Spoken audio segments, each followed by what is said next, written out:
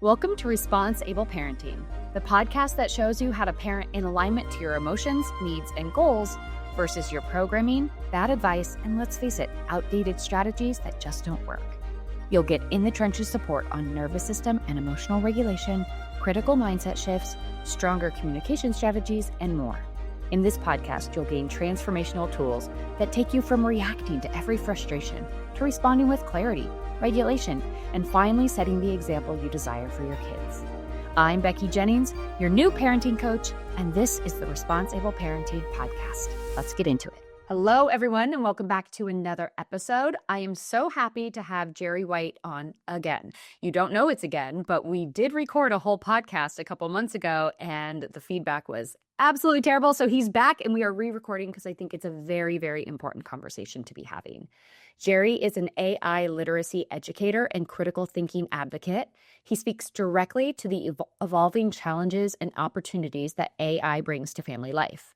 Gerry empowers parents to navigate the complexities of modern technology influencing childhood and education. So we're going to be talking all things AI, all things practical strategies with your kids, and how to really navigate this new landscape. So Gerry, thank you so much for being here. Oh, thank you for having me. Yeah. So tell me briefly, what got you into this space? Because I know it's not new-ish, but it is definitely on the forefront now. Well, actually started by academic life as an English teacher, still do teach English, and got into technology a while back, building games for my students and some things like that. And just before COVID, I really started to research AI because it was coming. And myself and some colleagues were trying to build some things for it for our students.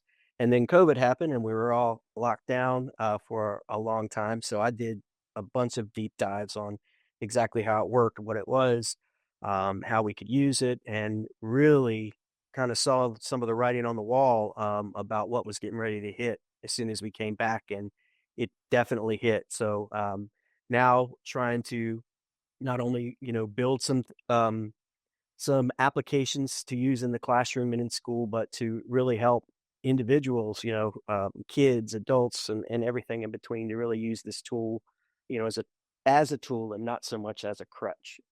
Absolutely, because it seems like we are kind of offloading our critical thinking brains to AI, right? Like even when my son is doing homework, he's 8, he'll be doing homework and he'll check his math against like Alexa, right? He'll be like, "Hey, what's the answer to this?" And I'm like, "No. We gotta use our own brain." So how are you seeing that in the school world of kids kind of just being like, "Oh, I'll let AI write this for me," or "I'll get the answers from AI"? How are you seeing this overlap? This is really lowering the amount of critical thinking that people are doing. Yeah. Um, I know it doesn't sound like it, but the struggle we have when we hear a question is very important. You mentioned, checking your math. People say, "Oh, this is like a calculator," and in some ways it is, and in others it's not. It's probably okay to use a calculator once you know how to do the pieces that you're going to use it for. So, like, you have a question about something, and what's happening is people's first impulse when they have a question now is to go outside of themselves. Mm. And what the little bit of research we have on this so far with AI is that is really lowering again the amount of critical thinking. Making us dumber is what you see a lot, because of course, if you don't know an answer, it's great to go out and find what the answer is. But again, just that little struggle of what might that be, and thinking that in that little bit of struggle is where creative thinking really pushes us, and we work those muscles in our brain to get better and more critical. So it definitely has drawbacks in that way. And when we look back, even Google did. Mhm. Google did much the same thing. Nobody really, I don't think, thought about it so much then, but now they're looking back at that, and the same thing is true. Um, do you go outside of yourself for an answer, or do you think about the answer? That's so true. My son had to do a report on a great white shark, right? And he had to do an oral presentation and a diorama and the whole thing. And we would have to go to an encyclopedia at a library, look up all the things on the shark. And instead, my son is just asking ChatGPT or asking, Alexa or Googling, tell me the cool things about a great white shark. And there's no effort, it seems like. I'd love to hear from you, kind of like a boundary system or words that we can, when our children have that instinct to just ask or just type in the prompt and that'll solve the question or whatever. What are you kind of prompting parents to say or do to kind of create that buffer, to create that gap, that discomfort? So critical thinking is kind of peaked for even just a few moments, right? But how are we kind of widening the gap before we reach to AI? How would you Well, suggest that? um, there, there's a lot of things we can do with kids, especially when we're trying to get them to figure out things for themselves. Like, they're looking up at the sky at night and they see stars. What are they? And again, instead of just going to look up what they are, what do you think they are? I mean, and that could be anything. You could say, oh, it's construction paper and somebody poked holes in it and the light's coming through. And then you go find out what they really are. And that's what we've done throughout humanity. People had stories about what things were and where they came from and how they worked for millennia. And today we have objective reality and empiricism, but that's just the most modern story we have of those. So, sharing those moments with kids, well, why do you think, the water runs downhill? What makes it do that? And even, with with little kids, coming up with like stories about that. So what makes the dog run after the coyote, as it were, like you were saying, Yeah. and well, what's his name? So getting their creativity involved in it, because creativity is a big part of it.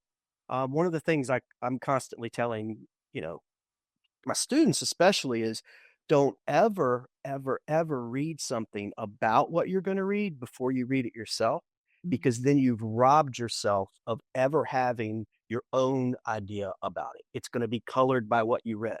So again, even if that story that you came up with about the wind or whatever was kind of out there, that's fine, but give yourself a chance first, because yours might, especially with a kid, yours might be better than someone else. Oh, I love that. I love that. Don't rob yourself of that experience. That's absolutely huge. And it made me think about that. Actually, what we had talked about in our previous podcast recording was you were talking about how AI is so realistic now, and it's just getting better and better and better to the point where in maybe just a few weeks or a month, we won't be able to tell what is AI and what is real. But you had mentioned something about checking with multiple other sources and at least checking with one person, like a live human being. Can you talk about that? Like what your kind of safeguards are around, like maybe something that you see that evokes a feeling within you when you see something on AI? How can you, as the parent, help your child distinguish and also use their own brain in the process? Well, you said, the word feeling is always a clue. If something evokes a strong emotional response, whether that's good or bad, you always want to look more closely at it, Mm. because there's a balance between what it's actually doing. So that's always a red flag that you want to look at. But anything you see online, anything you read, anything you hear, always again go check it. Yeah, as you said, like two sources that you already find credible. Um, you it could be an academic source, it might be an author, it might be Wikipedia, whatever that might be, depending on what you're looking at. And a person is very valuable, as you said, just a kind of a stress test, sanity check. Am I seeing this? Is this really what I'm seeing here? Because not just with text and audio, but video is becoming much more realistic. And you hit it right on the head. You won't be able to tell, and there won't even be software where you will be able to tell. So that digital literacy of let's check this, let's make sure we see it in two places, especially before you share something. You don't want to, it's just a good habit. I mean, you see something cool, you want to share it with your friends. Let's just take an extra 30 seconds and look to see if that makes sense in other places. And if it doesn't, you know, let, let's maybe figure out why. Yeah, absolutely. That just goes back to like being smart and using your brain versus just default reacting, right? Like taking that critical, wise pause to be like, am I sharing this because, to spread like, more emotional charged energy out there? Or like, I need to actually source this. I need to figure out where this came from. So that's going to be happening all the time for our kids, like left, right, and center. They're going to be getting hit. And especially as they grow up right now, my kids are in elementary school, but by the time they're in college, who knows what this is going to look like. So, how do you kind of guide parents or help parents shape the landscape at home around AI and maybe some tools, things that they can say, like heading into school, where they're probably going to have a lot more access than maybe at home? Well, the first thing I would tell parents is they have to use it. They have to use it themselves, and I would say not quite a bit, and that's relative, but you really wanna have an idea of what it can do, because most people don't. They just have heard about it, and it's like a magic trick when you first use it. I mean, it is amazing what it's capable of now. Um, you mentioned your son checking things with Alexa. I know even myself, I keep the voice mode of ChatGPT on when I'm writing. It's like having a grad assistant there. Um, and that could even be something, that a parent could start to do to play with it as you're just, surfing the internet or looking at things on your feeds for that check. You could see, oh man, what is that? And you could actually ask this AI something about the other one. Go find me two, reputable news sites that where this same post is, and it'll go out and say, "Hey, I don't see those," and always question what the AI gives back to you. So if it gives you something, go, well, why is this so? Well, where does this information come? Why is that credible? And then once the parents can do that, then they can model that for their kids. That's the most important thing of teaching any of this to any age. You have to show them. You have to actually get in there and do it because it's so new and it's so different. Some people treat it like an oracle, which we don't want to do. We want to keep it like that tool. Have you heard of the Claude voice? No. Oh my, I've heard of this not too long ago. There are some and these were teenagers, but they're all different ages, who are asking Claude every decision they make. So should I get up? What should I wear this? Should I talk to this person? I mean, they're asking it everything. So that's scary. That's again like the oracle. So setting boundaries about what should be discussed with the AI and what shouldn't. The same type of boundaries as far as what they would share with someone they don't know online. I think that would be a good boundary to set. Yeah, I think always like using it as a tool, looking at it as a tool, not a save, right? Like I talked to my son about this. We talked about like how words matter, right? And words are also tools. So your words can be like a hammer and they can break something and destroy something, or they can build something. And I think that that's really important. Like you can utilize AI. Let's say you're having a really hard time coming up with a very special gift for somebody that you care about and you kind of don't know what to do, and you type in the characteristics of the person and AI spits out 20 ideas. That might spark something within you that creates that like, "Oh, that's a great idea, and then I can turn it into this and then I can make this." And that is what I see the tool, right? But when you're Right. offloading all of your decision making like those boys are, that's where it gets really dangerous. And we saw that with Adam Rain, with how he Yes. was talking to ChatGPT about all of his emotional struggles and was actually getting prompts to, you know, commit suicide. How do you talk to parents and kind of guide them to what to like notice? Are there any critical markers of the child kind of devoting more attention and time to AI? Do you see any of those things that we could be aware of and look out for? Time is one thing. Mm. Definitely, if they're spending more and more time, you probably want to limit that time. And another thing, if they ever get like secretive, or if they're like, "Oh no, I'm talking to my AI," because there are all kinds of programs now that kids use. Character AI is one. They've got NPCs that are inside of some of the games they like to play that are AIs that people can put in there, and they have those conversations. So setting guidelines about what to talk to or what to talk about with these AI.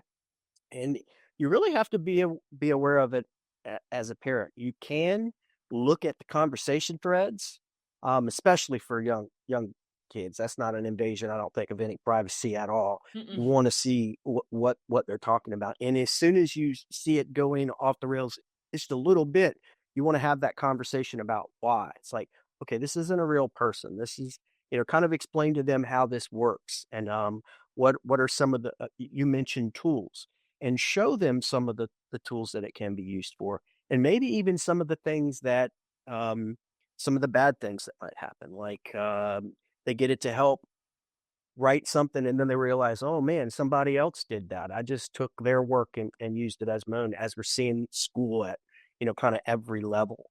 Yeah. Um, you talk about the gift idea. And that just popped an idea in my head. What if you have the parents and the children and everybody input some different things that they like to eat, and then maybe once a week you ask the AI to make a menu. It's like, oh, and it could put something in that everybody likes, and then they can kind of see how it works, and when they change things, and that would be a way to use it together, which it is a fun thing to do things like that with as well. Yeah, and that just continues to reinforce the idea that this is a tool, not your go-to for everything. And I like that when you're creating the kind of safeguards of we're using this as a family, we're using it to be creative and spark ideas within us that then we take and we go on and use our brains to then take it a step further and add the human element to it, right? I think that is, I was talking to some friends about it. We were at the Little League field all weekend for like a turkey tournament, and it was great. And I was like, this is the closest thing that our kids have to like the 90s, right? Of being able to like leave, go roam everywhere and come back before the lights are, or come back at dark, because they all feel this is like a home for all these kids, and they can play in all the dugouts and they all know each other, and the parents it's like the safest little community that we have and the closest thing to like the 90s version of our childhood. And it just made me think like there's so much that we have to be like aware of. And parenting now is a totally different landscape, right? It's like they don't have the freedoms that we have. And this is just yet another thing that we need to be aware of. But at the same time, this is such it's not going away, right? It's forever. It's here. Our kids are probably interacting with it at school more than we know. Our kids, it seems like almost every game has some .io, .a, something like that now. So they're seeing it all over the place. But it is, as the parent's job, to build in those boundaries and still create those pockets of time when we're out playing, when we're doing the like real life stuff, and not just constantly be focusing on the tablets and the games. And I think that's a really hard one for parents. Like, I know like jumping into Roblox, like Roblox is not allowed in my household. It's a non-starter. It's not going to happen. It's too open, right? Anything can happen. And I talk to a lot of parents and they're like, wait, what? What's wrong with Roblox? I don't understand. And so it's that sort of thing where we have to constantly be in this conversation and be adjusting on a regular basis to the digital world. And at the same time, there has to be an emphasis on the outside, on using our brain, on collaborate, doing those fun, playful things together. All that to say, I think, it's definitely a very scary thing for us. Cause like I think I was the last generation to go to school without a cell phone. You know what I mean? It's like, Right. Everything is changed. Can I be super real with you and tell you a personal story? A few years back, my son, the whole reason why I do the job I do today, was having one of those fiery moments. He was talking back, demanding it be his way. He was refusing to listen to any of our solutions, and the moment was getting really intense. My husband looked at me and said, well, you know all the parenting stuff, fix this. I completely froze. All the scripts from the books I'd read, all the strategies from the podcasts I'd listened to, completely disappeared from my brain in that moment. But based on the volume of challenges that we were having with our strong-willed ADHD son, I knew I had to figure out a different way, because panicking in the moment and grasping at anything only to not follow through at all and end up yelling just wasn't working. From this experience, I developed a repeatable, easy to remember, and easy to follow system that literally works with every single triggering moment. I can attest to it because there are many in my life.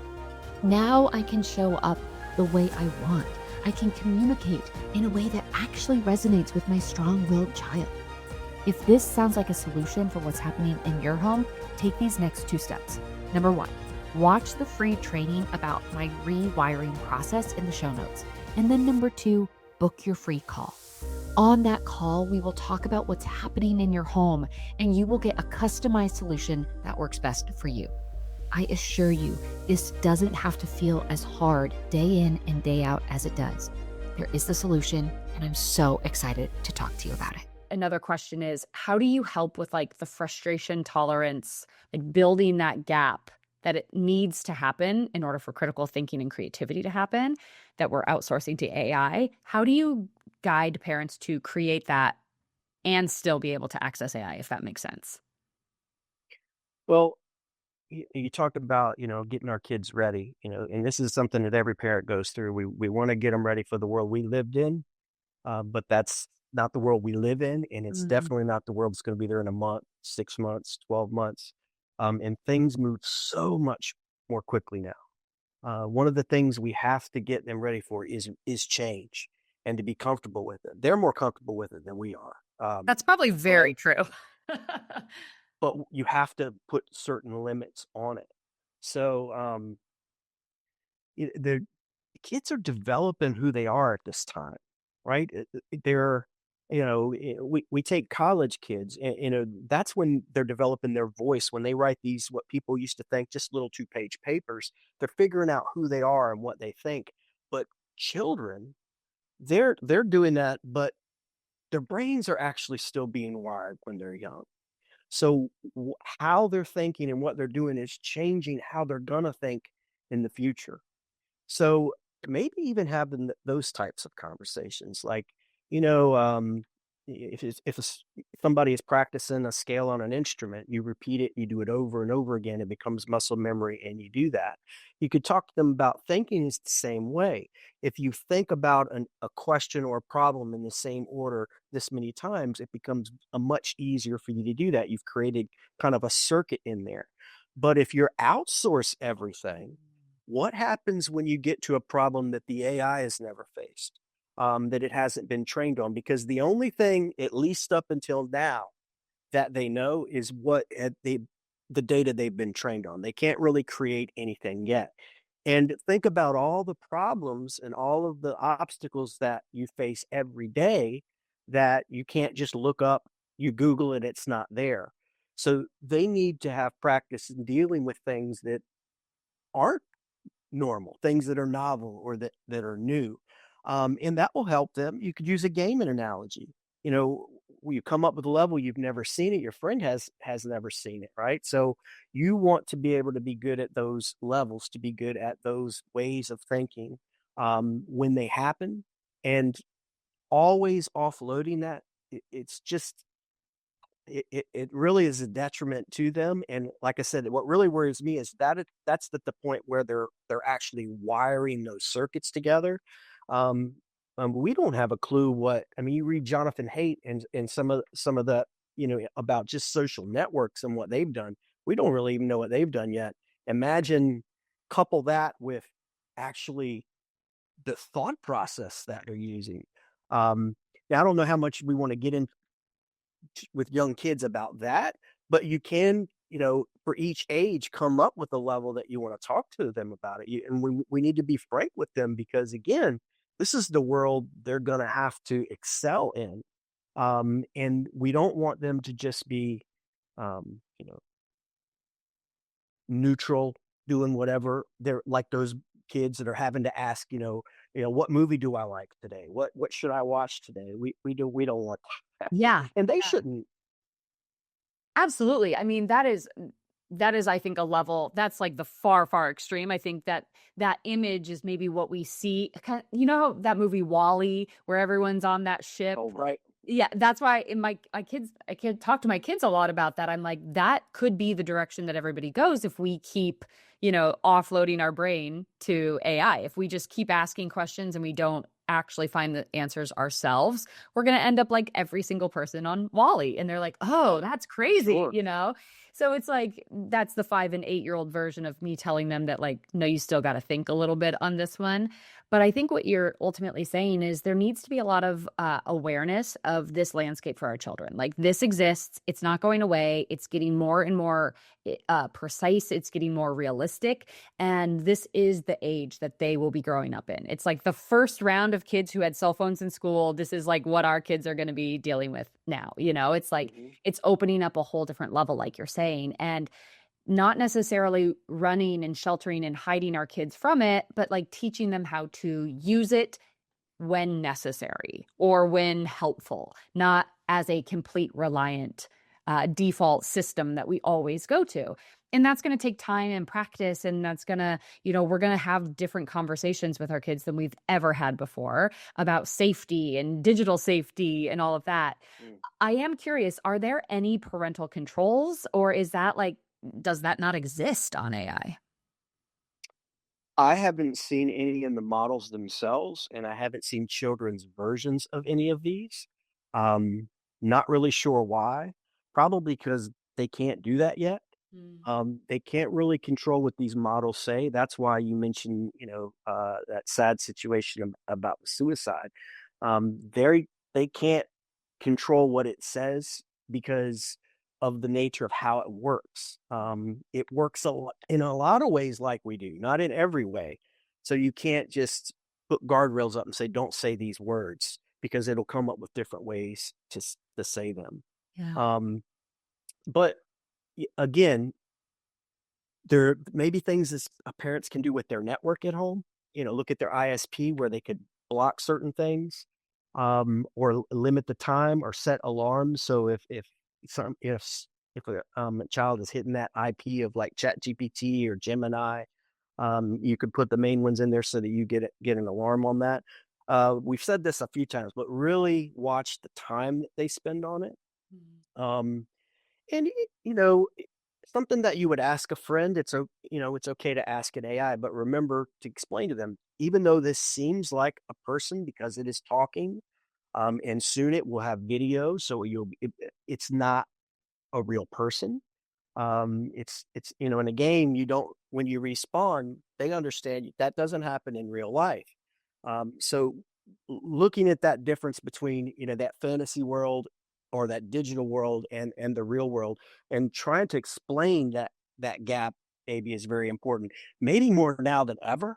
And you know, the easy button is something that I don't know if we figured out yet. And maybe not maybe, we really need to start with kids. I found that people will hit that easy button even if they know it's not good for them. I always, say, that Baconator isn't good for you. But we eat it. Now, how often do we eat it? People know that, and we could tell them, they know that it's going to make them, uh, call it whatever you want, get dumber, not be as critically thinking. They can know that, but they'll still hit that button to get this to produce that report, or to write whatever it is they're trying to get it to write. So we have to start with kids to give them agency. Do you want to control what you think? You want to control what you do, or do you want that to be done by someone else? So giving them that agency a little bit at a time by limiting the time and maybe the scope, maybe is the best way to push forward with that with everyone.